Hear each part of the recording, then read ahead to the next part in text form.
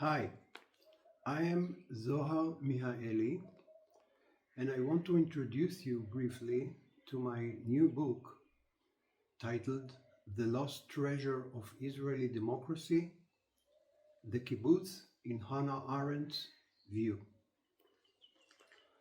Arendt's critique of modern politics and her examination of American democratic heritage provide a foundation for my thoughts on the current crisis of Israeli democracy. She viewed American democracy as a potential source for reconstructing politics, focusing on the model of revolutionary councils. Her descriptions of the kibbutz in Palestine, in her writings, before the establishment of the State of Israel, further inform this analysis. In the first part of the book, I compare the foundations of the American political heritage, such as the federal principle and separation of powers, with the weaknesses in the Israeli democratic system and the threats it faces today.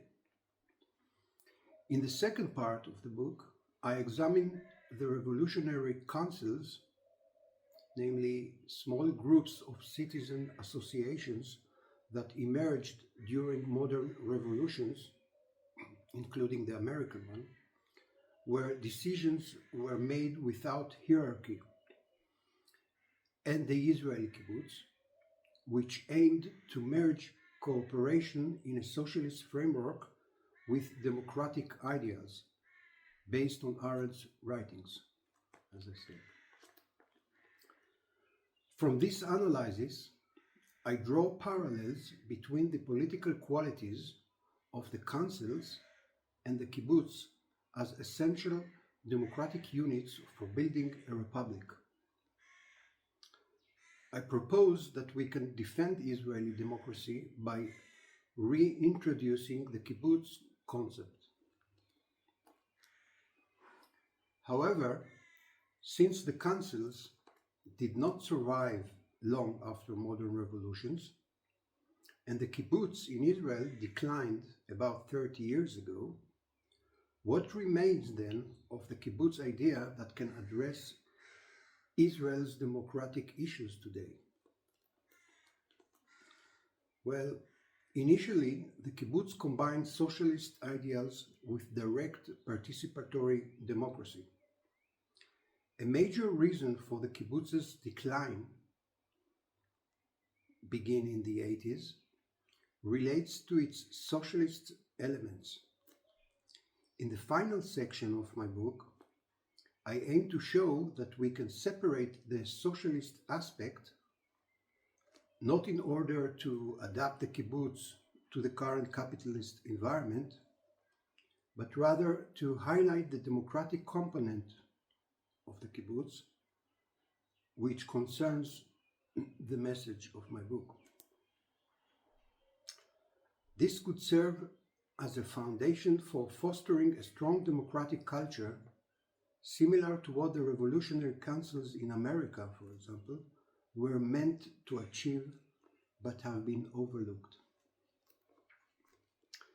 Finally, the book's title, The Lost Treasure of Israeli Democracy, underscores this point that goes through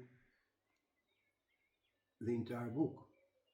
The kibbutz was, in fact, the only source of participatory democracy in the history of Zionism. The book is addressed to anyone interested in democracy in general, and specifically in Israeli politics, as well as history of Zionism and fields of interest, other fields of interest that relate to it. It also an opportunity for anyone who encountered once the concept of the kibbutz and would like to know a bit more about it. After all, the kibbutz, for Arendt, is not only a socialist Zionist project, but a political, socio-political message for the entire world. Thank you for listening, and I hope you enjoy reading my book. Bye.